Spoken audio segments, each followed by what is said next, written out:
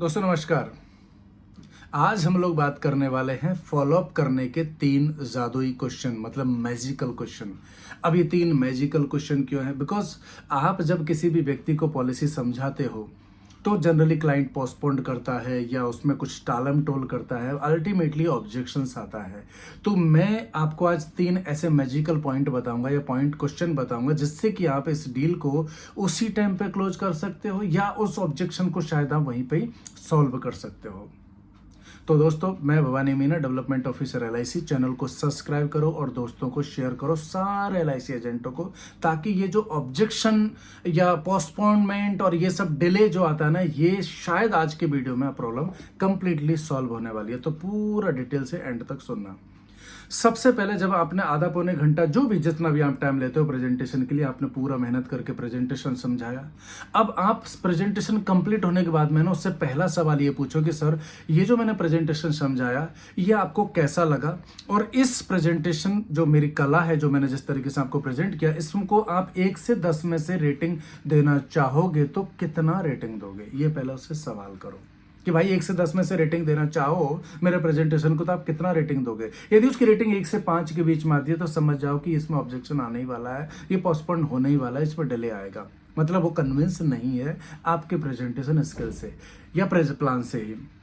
और यदि आपको रेटिंग आती है 6 से 10 के बीच में, 9 के बीच में, 8 के बीच में, इसका मतलब कहीं न कहीं वो सेटिस्फाइड है, ये डील क्लोज हो सकती है, थोड़ा सा कहीं पुश करने की जरूरत है। ठीक है।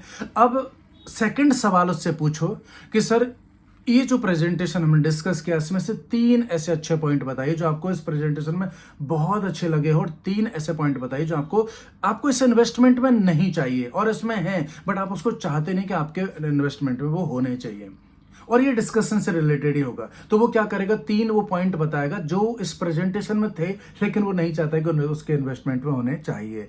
अब आपको ये पता चल गया कि 3 ये कमियां हैं।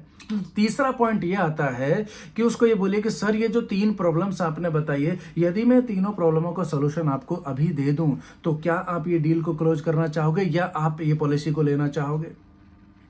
अब देखो, समस्या क्या पता है, एजेंट है ना, पूरा आधा पौना घंटा बात कर लेता है लेकिन उसको एंड तक ये पता नहीं चलता कि इसको चाहिए क्या और इसको क्या तकलीफ है, वो बोलता ही नहीं है, और आपको एंड तक आपका डील डिस्कशन खत्म हो जाता है लेकिन बात पकड़ में नहीं आती कि सॉल्यूशन कैसे दे, क्योंकि प्रॉब्लम ही पता नहीं है। मैं चाहता हूं कि इन सवालों के माध्यम से आप ये प्रॉब्लम आइडेंटिफाई कर लोगे तो डील क्लोज करना आसान होगा कि नहीं होगा?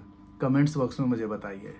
बस ये 3 सवाल आप पूछ लीजिए और वो सवालों से प्रॉब्लम मालूम कर लीजिए। हमारा पॉइंट क्या है, रेटिंग लेना, फिर प्रॉब्लम उसको जो नहीं चाहिए वो ढूंढना और फिर उसका सॉल्यूशन देना। इससे आपकी क्लोजिंग रेशियो में थोड़ी ग्रोथ होगी ही होगी। आपको क्या लगता है कि ये काम करेगा नहीं करेगा? कमेंट्स बॉक्स में मुझे बताइए, ताकि मुझे भी पता चले कि आपको सही रास्ते पर सही चीजें सिखा रहा हूं कि सब टाइम वेस्ट ही हो रहा है। कैसा लगा आइडिया? आप कमेंट्स बॉक्स में बताइए और दोस्तों को ज़्यादा से ज़्यादा शेयर कीजिए और चैनल को सब्सक्राइब जरूर कीजिए। All the best, God bless you, जय हिंद।